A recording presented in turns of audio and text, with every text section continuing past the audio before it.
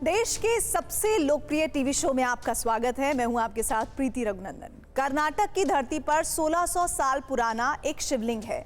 उस शिवलिंग से एक अजीब सा दावा जुड़ा है। बताया जाता है कि उस शिवलिंग से मक्खन निकलता है।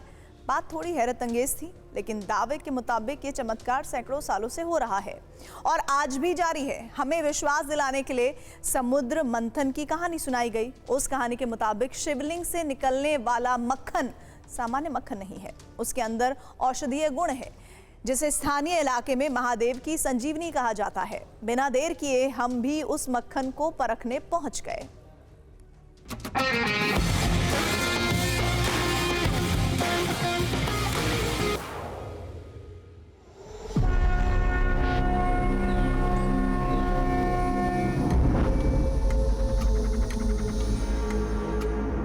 दाएं से या बाएं से, ऊपर से या नीचे से, कहीं से भी देखिए, ये पर्वत शिवलिंग ही नजर आएगा।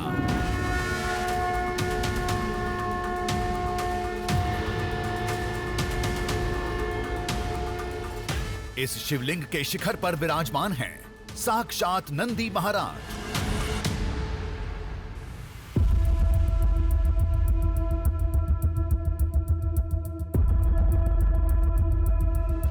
इसे महज प्रतिमा समझना एक बड़ी चूक होगी, क्योंकि यह सामान्य मूर्ति नहीं, एक साक्ष्य है।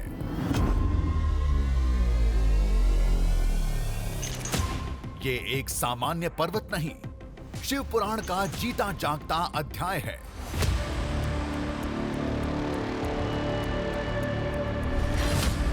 अध्याय समुद्र मंथन के अनसुने किस्से का और साक्ष्य है महादेव की संजीवनी का।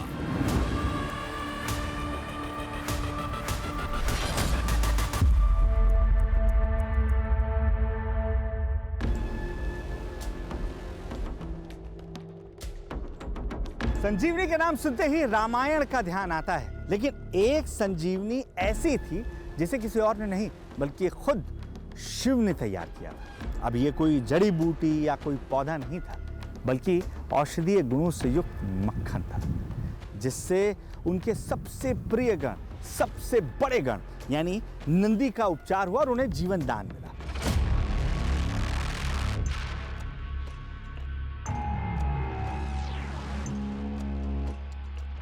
ये सुनने के बाद सवाल आना दिमाग में लाजमी है कि इसके साक्ष्य क्या हैं, इसकी निशानियां क्या आज भी मौजूद हैं और पूरी कथा क्या है।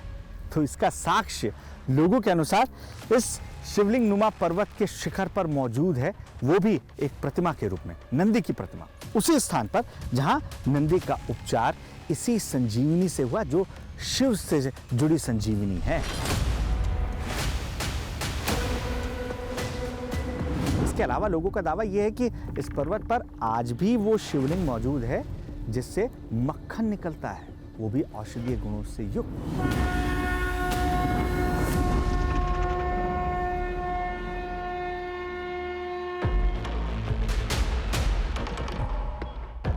वो पौराणिक शिवलिंग आज भी है।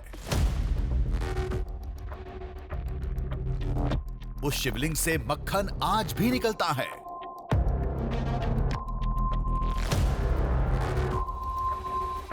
उस मक्खन में आज भी औषधीय गुण मौजूद हैं।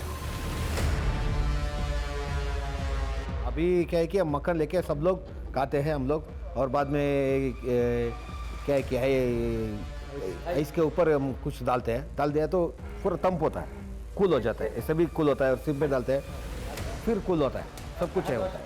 हीट होता, टेंशन होता, नेಮ್ಮದಿ शांति होता। गॉड का वो मिराकल विस्मय है, कभी भी ये नहीं होता अभी, इसलिए बिलीव है गॉड ही इज देयर।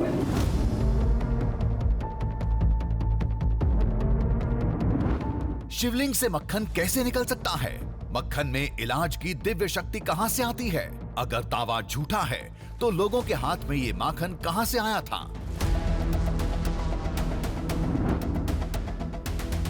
अगर कहानी सच्ची है तो इसका कहीं जिक्र क्यों नहीं मिलता?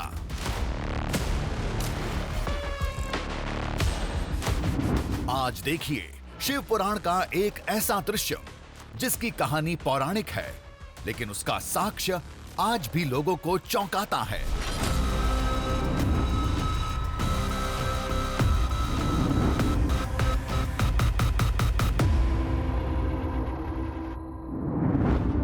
हम थे कर्नाटक की राजधानी बेंगलुरु से 55 किलोमीटर दूर दोब्बसपेट नाम की जगह पर।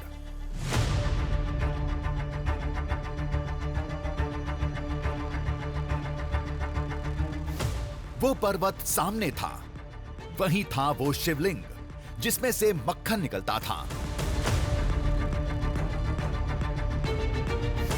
इसी पहाड़ पर था वो शिखर जहां उस औषधीय मक्खन से नंदी महाराज का उपचार हुआ था।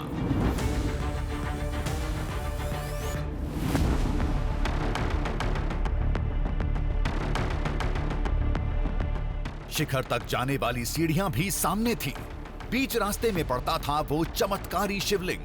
लेकिन वो दृश्य तभी समझ में आएंगे जब उनकी कहानी जान लेंगे।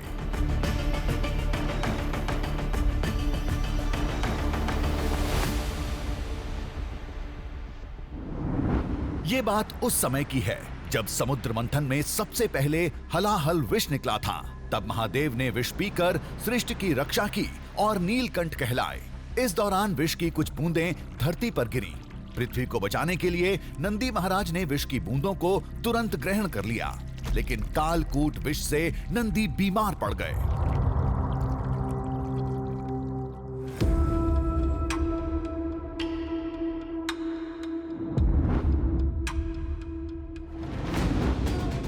समुद्र मंथन होने के बाद उधर क्या उधर विष आया था। विष के वो शिव ने पीकर को थोड़ा सा बिंदु बसवಣ್ಣ ने पी लिया था।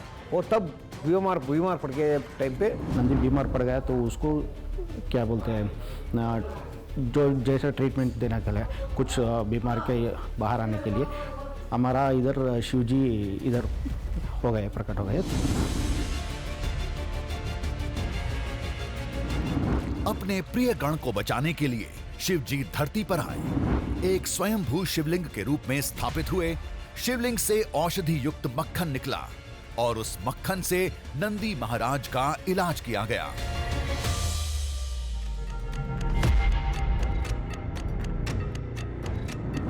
तो उसी मक्खन से नंदी का उपचार हुआ। उपचार होगा। और दूसरा उपचार किया था वो भी नहीं होगा। हाँ, मतलब सिर्फ यही उपचार था। ये उपचार था। तो तब से शिव जी यहाँ पर है। शिव जी इधर विराजमान हो गया। मान्यता के मुताबिक विष की वो बूंदें इसी शिखर पर गिरी थीं। नंदी महाराज ने यहीं विष ग्रहण किया था। यहीं वो बीमार पड़े थे और उन्हें बचाने के लिए भगवान शिव यहीं शिवलिंग के रूप में स्थापित हुए थे, जिसमें से निकले मक्खन से नंदी महाराज का इलाज हुआ था।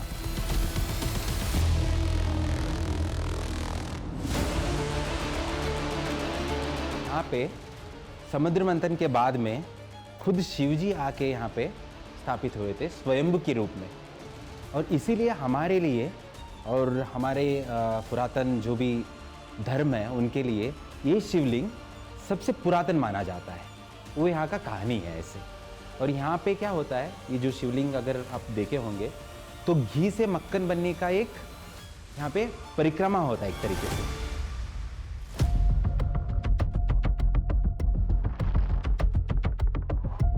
घटना पौराणिक है, लेकिन दावे के मुताबिक उसके साक्ष्य आज भी मौजूद हैं। वो शिवलिंग, उससे निकलने वाला मक्खन, मक्खन में औषधीय गुण, सब कुछ आज भी मौजूद है।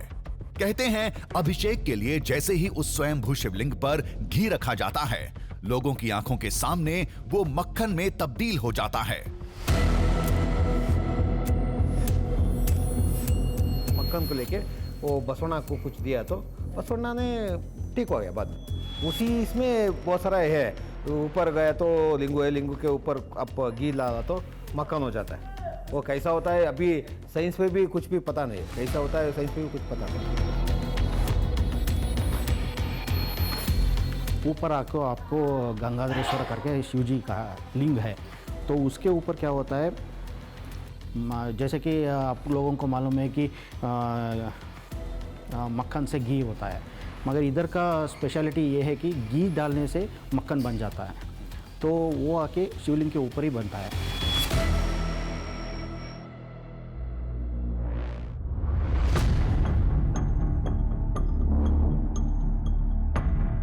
खाद्य विज्ञान से जुड़ा भौतिक रसायन सिद्धांत कहता है मक्खन से घी बनता है, लेकिन घी से मक्खन बनना थोड़ी टेढ़ी खीर है।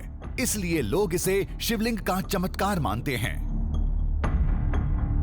ये भगवान के चमत्कार है। कहीं भी मक्खन से घी होता है, मगर इधर घी से मक्खन होता है।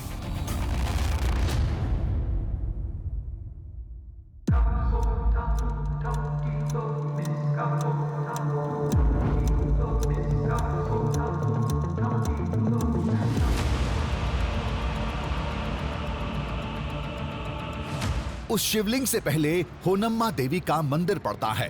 ये आदिशक्ति का ही एक रूप था।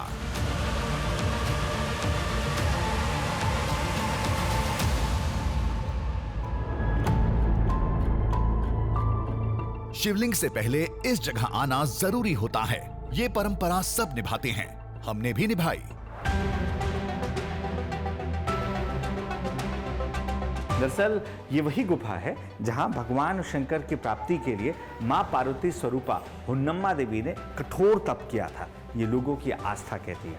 और माना यह भी जाता है कि रक्त बीज के अंत के लिए मां ने स्वरूप लिया था। और जो पहाड़ है दरअसल ऊपर वही स्थान है जहां पर रक्त बीज का अंत देवी के द्वारा किया गया।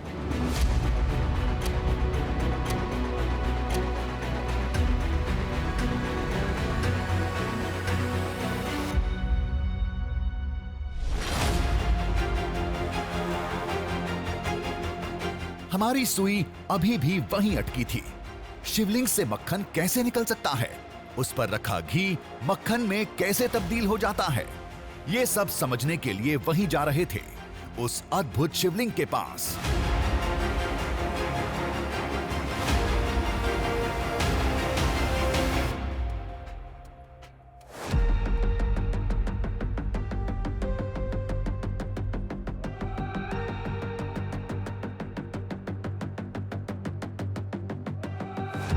ये गंगाधरेश्वर मंदिर था, यानी वही पौराणिक शिवधाम जहां शिवलिंग से मक्खन निकलता है।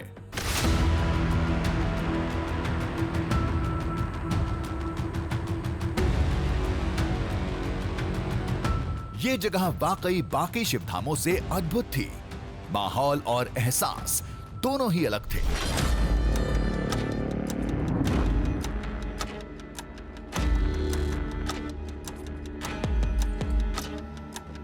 होन्नम्मा माता के दर्शन के बाद जब आप ऊपर की ओर चढ़ते हैं तब अगला स्थान आता है श्री गंगाधरेश्वर महादेव का, यानी वो स्थान जहां खुद शिव स्थापित हुए एक शिवलिंग के रूप में, जिससे एक ऐसा मक्खन निकलता है जिसे लोग कहते हैं कि ये शिव संजीवनी है, जिसका इस्तेमाल करने के बाद ही नंदी उस विष के प्रकोप से बाहर निकले थे, जो विष निकला था समुद्र मंथन से।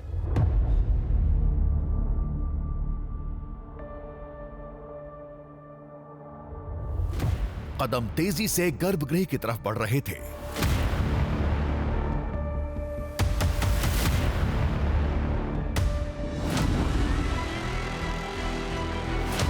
उस शिवलिंग को देखने की, चमत्कार को समझने की उत्सुकता बढ़ती जा रही थी।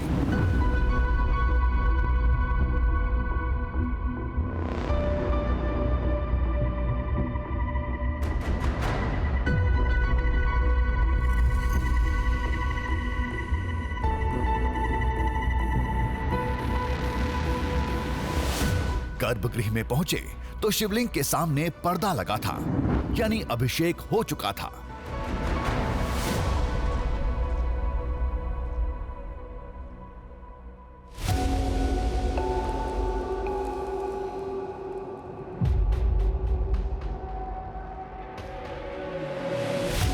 शिवलिंग से निकला मक्खन सामने रखा था, जो लोगों के बीच प्रसाद की तरह बांटा जा रहा था।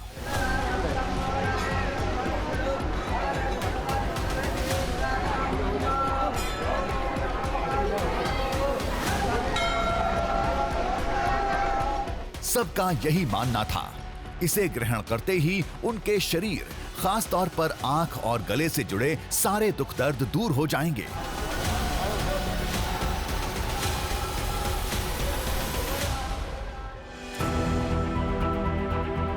हीट होता टेंशन होता नेम्दी शांति शांति होता।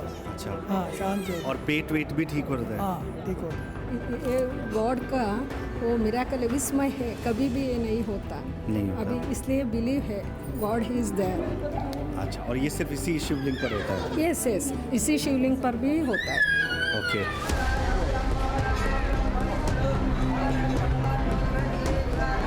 अभी क्या है कि मक्खन लेके सब लोग खाते हैं हम लोग, और बाद में क्या है कि इसके ऊपर हम कुछ डालते हैं, डाल दिया तो पूरा तंप होता है, कूल हो जाता है। जैसे भी कूल होता है फिर पे डालते हैं, फिर कूल होता है, सब कुछ है।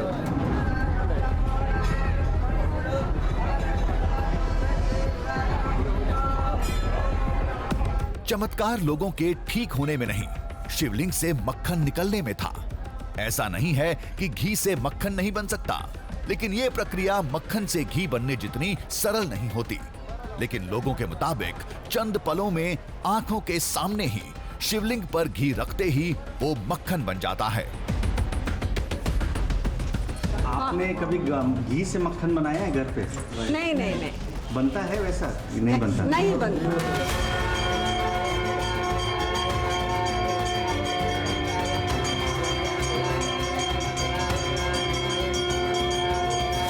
न जाने क्या चमत्कार है इस शिवलिंग का। एक अभिषेक हो चुका था, मक्खन बन चुका था, अगले अभिषेक में अभी काफी वक्त था।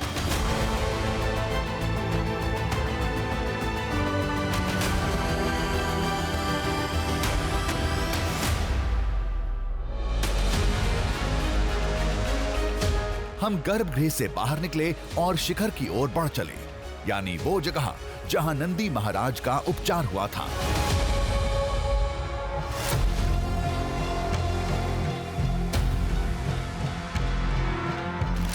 लेकिन उससे पहले इस पर्वत से जुड़े रहस्यों से सामना होना था, जो आज भी इंसानी दिमाग की समझ से परे हैं।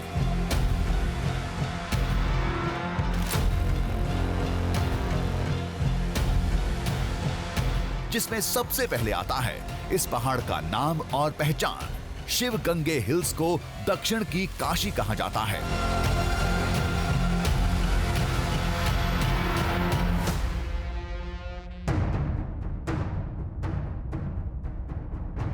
अब काशी को कहा जाता है कि ये मंदिरों का शहर है, घाटों का शहर है। और जैसे जैसे हम ऊपर पहाड़ की ओर जा रहे हैं, वो पर्वत जो खुद शिवलिंग के आकार का नजर आता है, तब इस सवाल का जवाब भी हमें मिलना शुरू हो जाता है कि क्यों शिवगंगे हिल्स को दक्षिण की काशी कहा जाता है।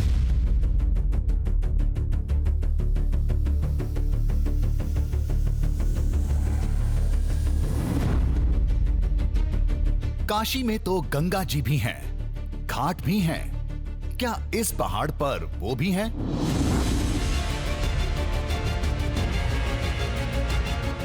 बिल्कुल हैं। 4500 फीट ऊंचे इस पहाड़ को गौर से देखिए। इसके अंदर एक रहस्यमयी जल की धारा चक्कर काटती है, और ये धारा भी आधुनिक विज्ञानों के सिद्धांतों को ठेंगा दिखाती है।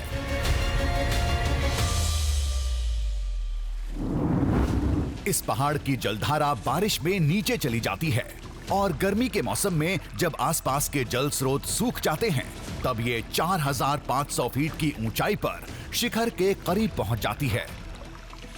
पहाड़ में बहुत सारा पानी है, पानी का एक सोर्स है बहुत सारा। वो कैसा आता है कैसा जाता है सब कुछ किसको भी मुझे पता नहीं। ये अभी इधर पीछे पातालगंगा है, उधर वो ये मार्च अप्रैल आ गए तो पानी नीचे चला जाता है। बाद में जून कुछ बारिश टाइम आता है ना, उधर तब तो पानी बहुत सारा आ जाता है। कैसा आता है कुछ भी किसको भी पता नहीं।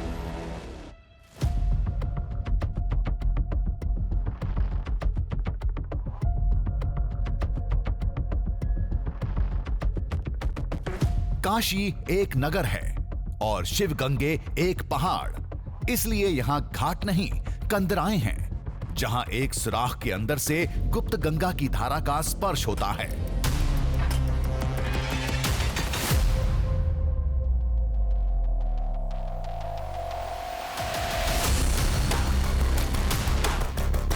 इसका जल स्तर घटता बढ़ता रहता है, लेकिन इतनी ऊंचाई पर पानी का मिलना किसी चमत्कार से कम नहीं। इस रहस्य के साथ एक मान्यता भी जुड़ी है।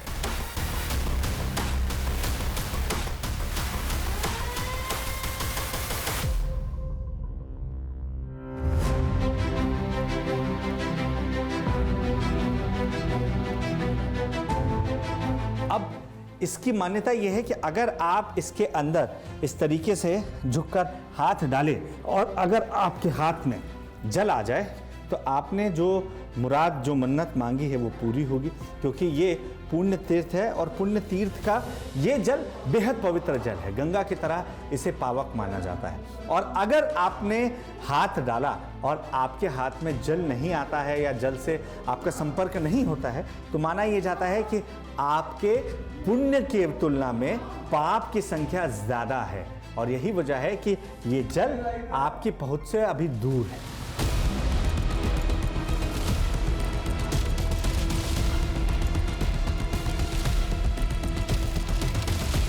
अभी हम पहाड़ के मध्य में थे। असली चौंकाने वाला दृश्य तो इससे भी ऊपर था, करीब 4000 फीट की ऊंचाई पर।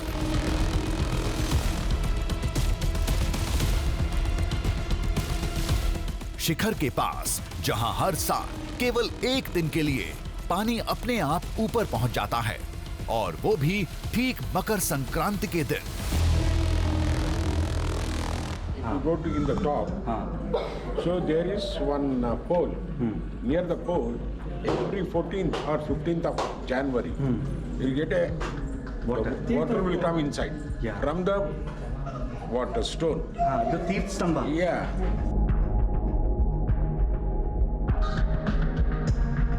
साउथ का काशी है तो है। अभी मैं बोलता हूँ इधर से ऊपर गया तो पानी है, कैसा आता है?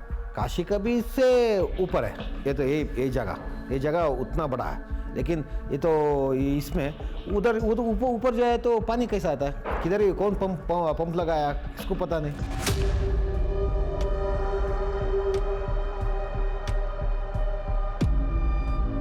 लेकिन हमारे और शिखर के बीच एक रोड़ा था। आगे पहाड़ की सबसे कठिन चढ़ाई थी, जिसे पार करने में जोखिम तो नहीं था, लेकिन वक्त ज्यादा लगने वाला था।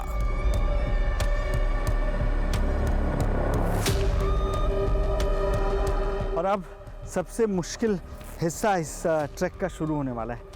यहाँ से अब आप देखिए कि मैं जहाँ खड़ा हूँ, हमारी मंजिल बिल्कुल 90 डिग्री पर नज़र आ रही है।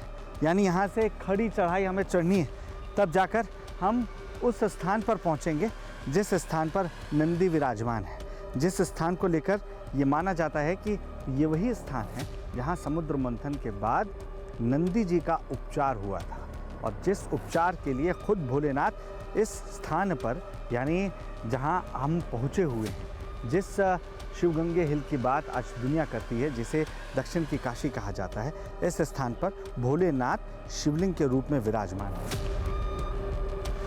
कठिन है लेकिन करना तो होगा।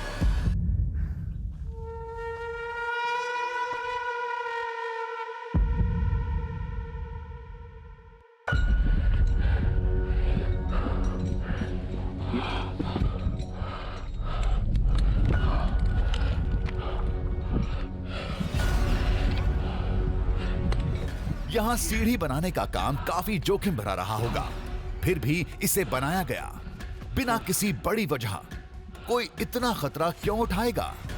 कहीं ये वजह वही पौराणिक मान्यता तो नहीं?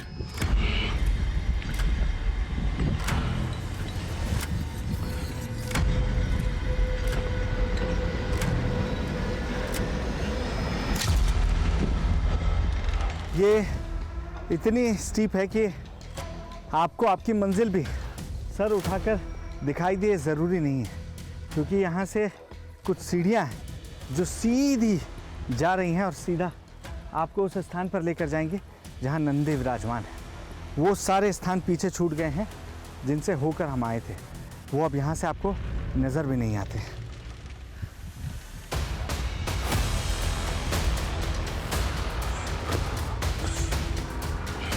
ये मान्यताएं ऐसे ही नहीं बनी हैं। इस पर्वत पर दृश्य ही ऐसे हैं जो बार बार चौंकाने के लिए मजबूर करते हैं।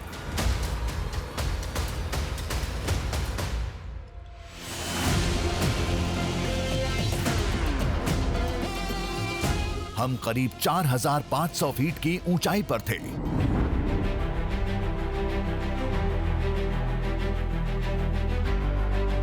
ये स्तंभ आप देख रहे हैं, कहते हैं मकर संक्रांति के दिन यहां इस स्तंभ के नीचे से अपने आप पानी निकलने लगता है।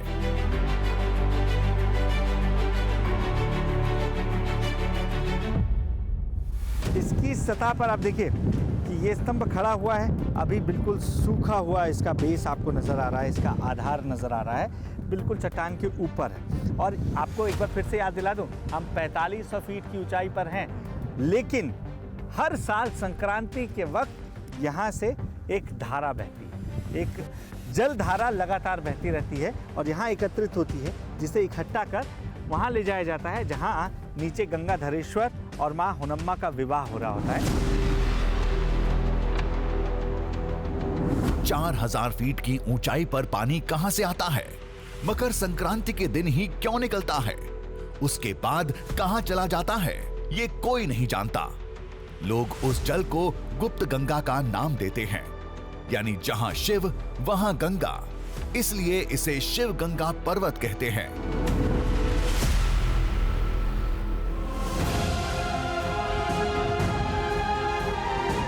लोगों के लिए ये एक चमत्कार है, जिसे नमस्कार करके आगे शिखर की तरफ बढ़ जाते हैं।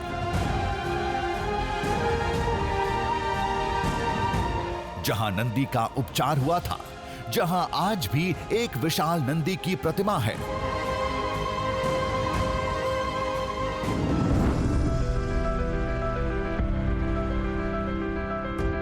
कुछ देर बाद हम वहीं थे।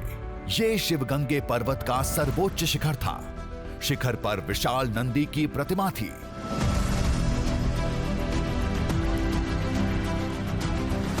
मान्यता के मुताबिक समुद्र मंथन से निकली विष की बूंदें यहीं गिरी थी। यहीं पर नंदी महाराज ने उसे ग्रहण किया था और यहीं बीमार पड़ने के बाद उनका उपचार हुआ था, उसी चमत्कारी माखन से जो नीचे शिवलिंग से निकलता था।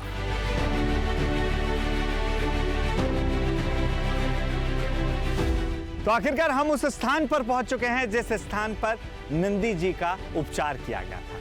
वो स्थान जिसका नाता सीधे सीधे समुद्र मंथन से जुड़ा हुआ है। दरअसल ये वही स्थान है जो पर्वत के शिखर पर मौजूद है, जहां विष पान करने के बाद नंदी जी बेसुध होकर गिरे हुए थे और उनके उपचार के लिए भगवान भोलेनाथ के ऊपर से वो चमत्कारी मक्खन निकल रहा था, जिसका उपयोग करने से नंदी ठीक हो सकते हैं, ये भोलेनाथ ने स्वयं कहा। और इसी स्थान पर नंदी को जब मक्खन खिलाया गया तब वो सामान्य हालत में लौट गए, और यही वजह है कि तब से लेकर अब तक नंदी इस स्थान पर इसी तरीके से विराजमान है, ये लोगों का मानना है।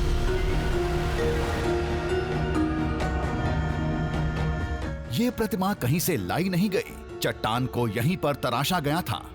माना जाता है इस शिखर से जुड़ी पौराणिक मान्यता लोगों को याद रहे, इसलिए पहले के राजाओं ने इसे अंजाम दिया।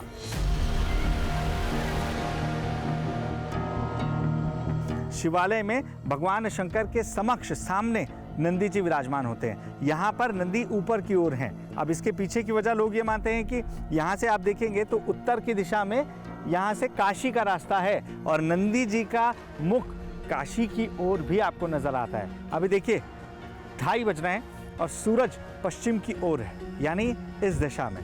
ये पूरब है, ये पश्चिम है, ये उत्तर है, जिस ओर नंदी का मुख है। ये जगह तो महज प्रतीक के तौर पर थी, असली चमत्कार तो नीचे मंदिर में था। शिवलिंग के अभिषेक का समय हो गया था। हम तुरंत गर्भगृह के लिए रवाना हो गए।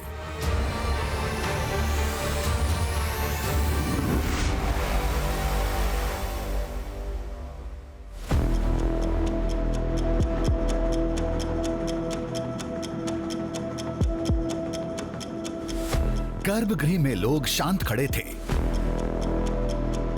अभिषेक शुरू होने वाला था, यानी शिवलिंग पर घी रखते ही वो मक्खन में तब्दील हो जाएगा।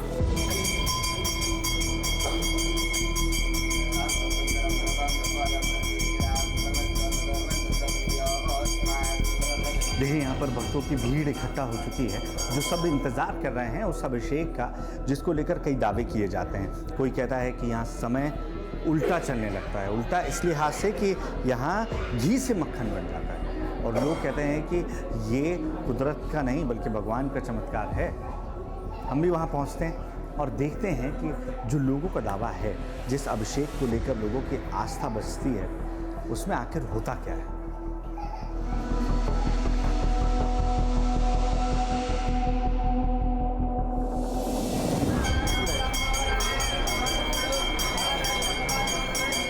सबसे पहले शिवलिंग का जलाभिषेक हुआ।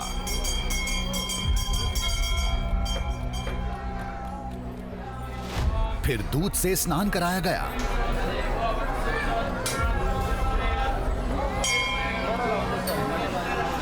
उसके बाद जल,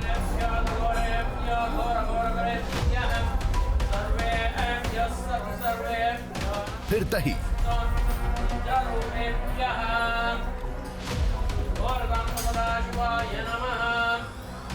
दही के बाद शिवलिंग पर जल डाला।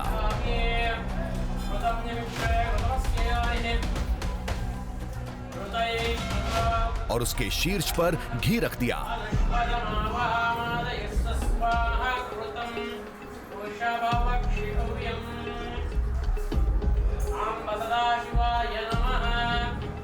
पुजारी जी घी को तेजी से मलने लगे।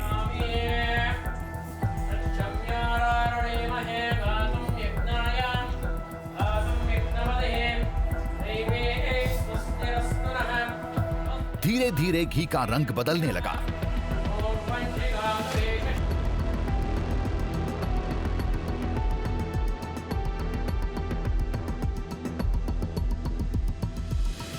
पीला घी सफेद होता जा रहा था।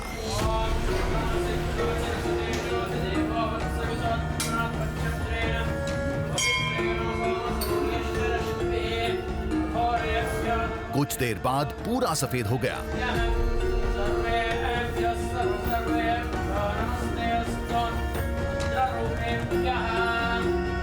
दावे के मुताबिक ये मक्खन था जो कुछ देर पहले घी था।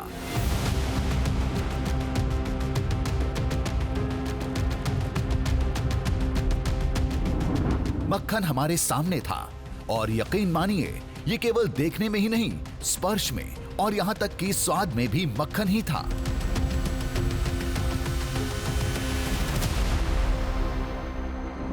और इसका स्वाद क्या मक्खन की तरह हुआ है या सिर्फ रंग परिवर्तित हुआ है?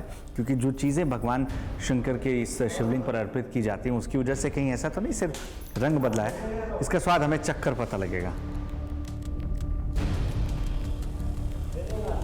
ये बिल्कुल उसी मक्खन की तरह है जैसा हम घर में निकालते हैं और जिस मक्खन को गर्म करने के बाद घी बनता है। इसका स्वाद उसी मक्खन की तरह। ऐसा यकीन नहीं हो रहा है कि पहले ही ये घी था और अब मक्खन है।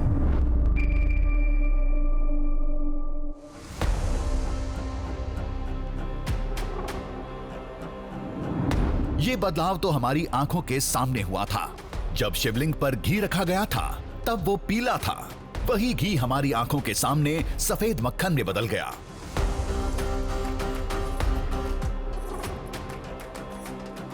फिर हमने मन ही मन कुछ तय किया। चुपचाप अगले अभिषेक का इंतजार करने लगे।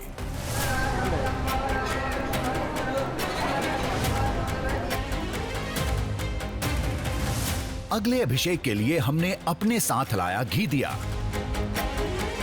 देखिए अब हम अपने साथ वो घी लेकर आए हैं जिससे हम निवेदन कर रहे हैं कि इस घी के द्वारा यहाँ अभिषेक किया जाए। और उसके बाद क्या वो दावा सही है कि यहाँ जो भी घी चढ़ाया जाता है वो मक्खन में परिवर्तित हो जाता है, एक ऐसा मक्खन जो कि औषधीय गुणों से भरा होता है। स्वामी जी अब यहाँ से अभिषेक करेंगे और जैसे ही अभिषेक पूर्ण होगा वो वापस हमें दिखाएंगे कि जो भी तरीका उन्होंने यहाँ पर किया उसके बाद इसका क्या रिजल्ट आता है, इसका क्या परिणाम आता है। स्वामी जी जय।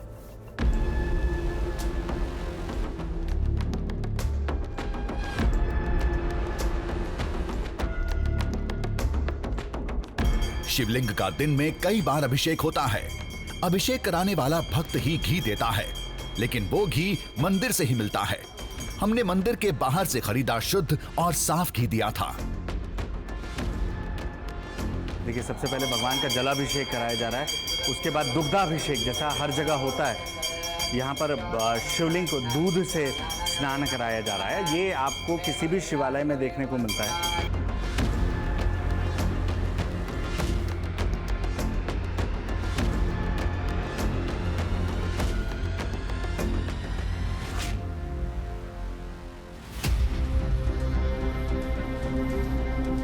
अब घी रखने का समय हो गया था।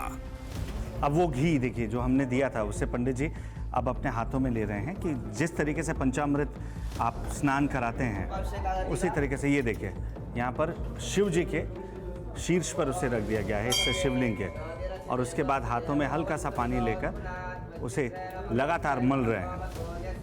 ये बिल्कुल एक सामान्य प्रक्रिया लग रही है। जैसा घी नज़र आता है पीला, वैसा ही आपको अभी तक नज़र आ रहा है शिवलिंग के ऊपर, जिसे वो लगातार मलते जा रहे हैं।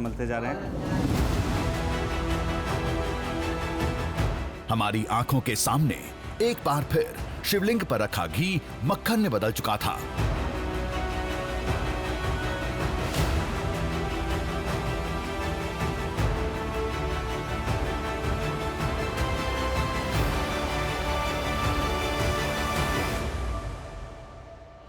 और ये पंडित जी अब उसे एकत्रित कर रहे हैं एक पात्र में। अभिषेक के बाद मक्खन को कटोरे में भरा गया और आरती शुरू हो गई।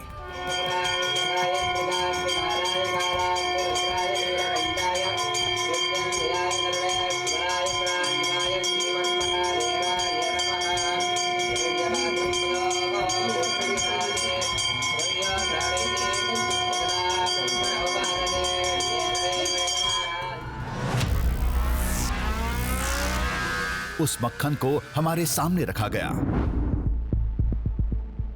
देखिए ये वो घी है जो हमने अर्पित किया था, और उसके बाद भगवान को अर्पित करने के बाद जब वो यहाँ आया, मैं अपने हाथों से इसे छूकर देख पा रहा हूँ, और ये बिल्कुल वैसा ही मक्खन है जैसा हम घर पे मथने के बाद बना पाते हैं। मिक्सर का इस्तेमाल किया जाता है या पहले के ज़माने में मथनी का इस्तेमाल किया जाता था। इसे हम खाकर भी देख सकते हैं। अच्छा, पहले आंखों पे लगाकर और उसके बाद और ओके, और इसे अब हम ओके इसे खाकर देखते हैं कि क्या ये बिल्कुल मक्खन जैसा है जैसा हम बाहर देखते हैं, जो वाइट बटर हम कहते हैं, सफेद मक्खन। ये वही घी है जो हमने दिया था। ये तो बिल्कुल मक्खन बन गया है।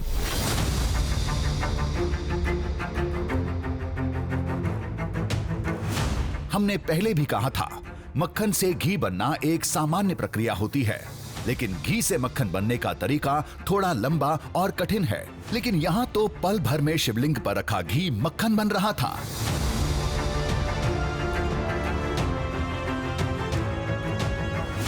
माखन का प्रसाद लोगों में बांटा जा रहा था। हम हैरान थे, लेकिन हमने हार नहीं मानी थी।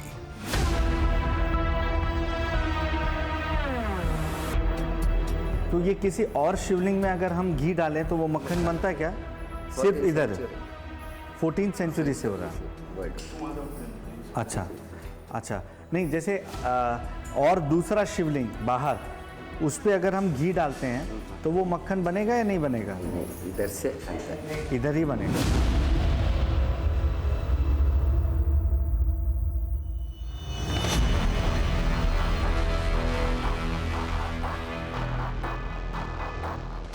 घी से मक्खन बनना अगर सामान्य प्रक्रिया है तो ये कहीं भी हो सकता है। किसी भी शिवलिंग पर एक बार कोशिश करके देखते हैं।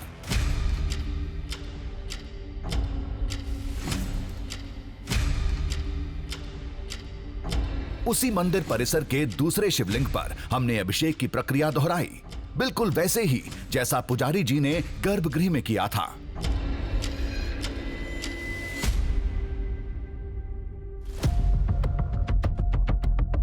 ये वही घी था जो हमने अंदर अभिषेक के लिए दिया था, जो बाद में मक्खन बन गया था। शिवलिंग पर घी डाला और ठीक वैसे ही मलने लगे जैसे गर्भगृह में पुजारी जी कर रहे थे।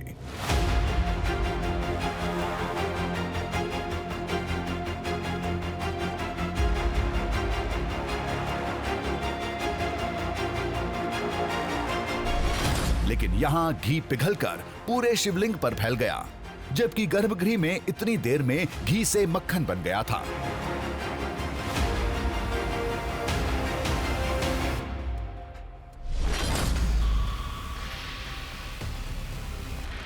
मैं जितना मल रहा हूँ ये घी उतना तेज़ी से पिघलता हुआ नीचे जा रहा है। ये मक्खन तो नहीं बन रहा है, बल्कि ये और द्रव्य रूप में आता जा रहा है, क्योंकि घर्षण से यानी घिसने की वजह से जाहिर तौर पर यहाँ पर तापमान बढ़ रहा है और ये घी पिघलता जा रहा है। मैं फिर भी कोशिश कर रहा हूँ, लगातार हम वही प्रक्रिया दोहरा रहे हैं जो हमने ऊपर देखी थी।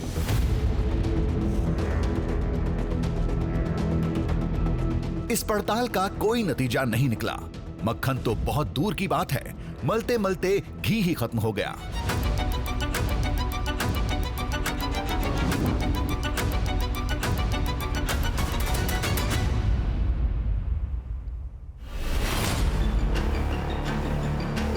फिर चक्कर क्या है? घी को तेजी से फेंटने से वो मक्खन बन सकता है तो बाहर भी बनना चाहिए था, लेकिन ऐसा नहीं हुआ। क्या ये शिवलिंग वाकई चमत्कारी है? क्या पुजारी जी की बात बिल्कुल सही थी? घी से मक्खन केवल इसी शिवलिंग पर बन सकता है, कहीं और नहीं। तो ये किसी और शिवलिंग में अगर हम घी डालें तो वो मक्खन बनता है क्या? सिर्फ इधर 14th सेंचुरी से हो रहा है।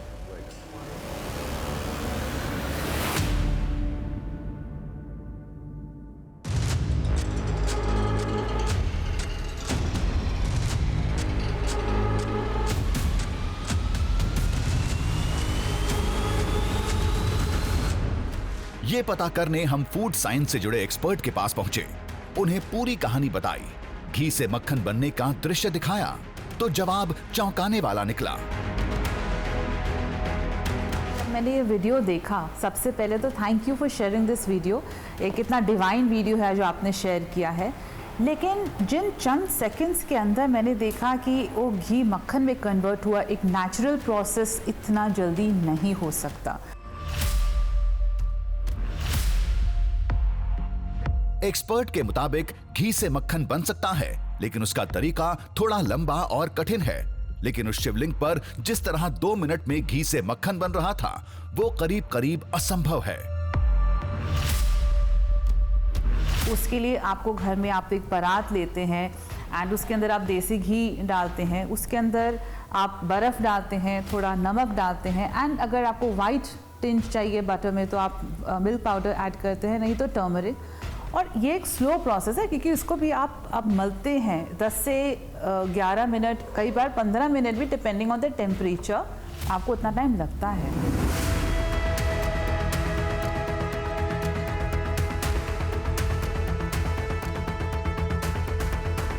उस मंदिर में ऐसा कुछ नहीं हो रहा था, ना बर्फ, ना हल्दी। हाँ, फेंटने के नाम पर हाथ से जरूर मला जा रहा था, लेकिन एक्सपर्ट के मुताबिक केवल इतने से यह बदलाव संभव नहीं।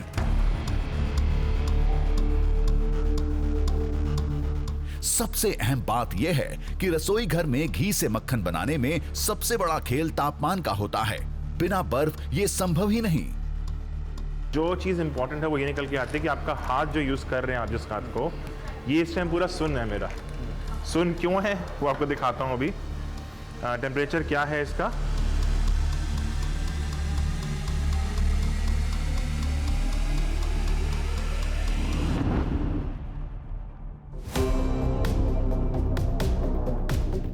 किचन में घी से बने मक्खन को खराब होने से बचाने के लिए फ्रिज में रखना पड़ता है, लेकिन मंदिर का मक्खन हम खुद अपने साथ लेकर आए थे।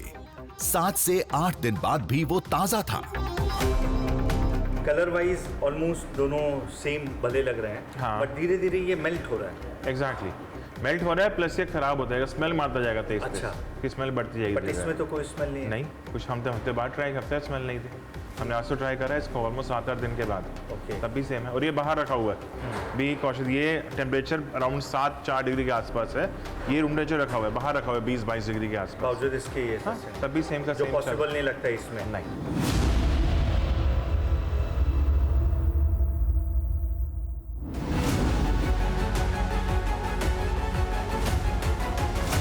हो सकता है ये सब उस शिवलिंग की खास शिला का असर हो, लेकिन आस्था के मुताबिक वो शिवलिंग स्वयंभू है और इस चमत्कार की यही एकमात्र वजह भी है।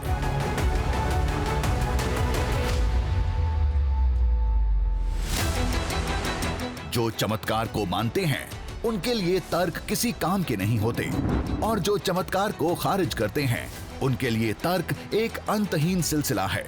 जब तक दोनों के बीच कोई निर्णायक फैसला नहीं हो जाता, तब तक इस पर्वत से जुड़ा हर दृश्य लोगों को चौंकाता रहेगा।